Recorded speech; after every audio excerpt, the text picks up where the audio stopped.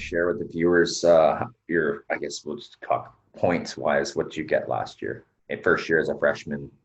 At Um, I finished with 10 goals and 7 assists, 17 points in 35 games. So uh, I ended up having a really good second half. Actually, I was just shy of a point a game in the second half of the season. Um, I was lucky enough last year to lead the nation in shorthanded goals. I had three of those, and that's something that was new to my game coming from junior A.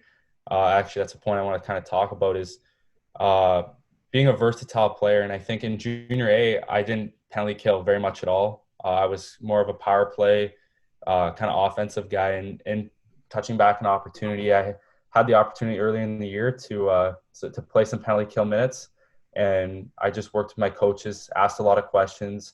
My goals were I really wanted to be one of our top penalty killers, just to gain that extra 2, 3, 4 minutes to ice time a game. And from there, I was able to get some lucky bounces.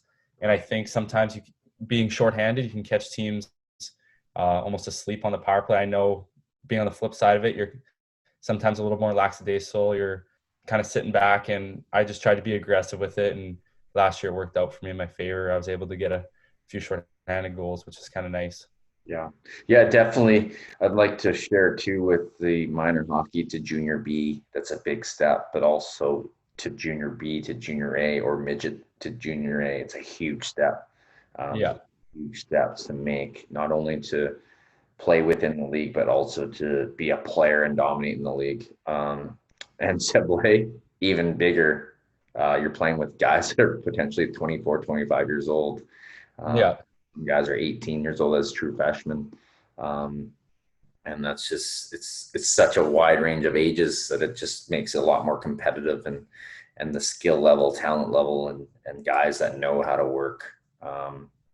And I think it's important for these viewers to understand that, it's, yeah, it's definitely a lot of people want to be realistic on trying to, um, it's like, oh, okay, we don't want to ask for too much. We don't want to just be like, oh, let's play in the NHL or be a pro hockey player. But if you got those goals, you got to hold yourself accountable on, if you want to be a player, you go into that spring camp, that tryout or main camp, and you be a player. You got to ask that of yourself. That's what you should be expected. Yes, you might fail. You might not be the best player Yeah. there, top five players there. But if you're someone, a player making a difference, then you're going to be noticed by a lot of these teams, and you keep building off of that. Don't just kind of go in there and as much as you will, everyone learns an experience, but just don't go in there and just go in there and try and not have Yeah.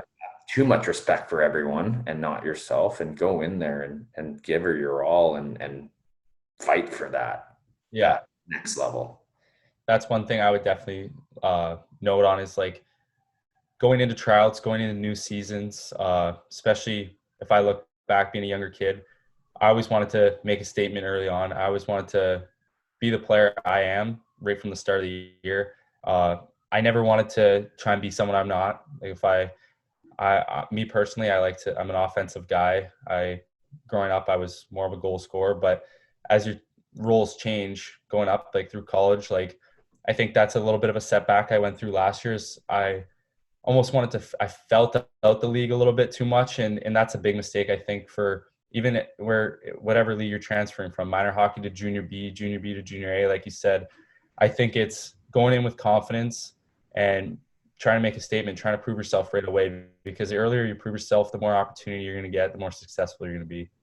For sure. And as you know, as we have talked a lot lately, and over this time since, I guess, working with you, um, you know, the number one thing that I would, as someone were to ask about Keaton Mastronnano, I say his leadership is unbelievable. How he is as a person, how he's wanting to learn, his attitude and mentality, just always wanting to inspire.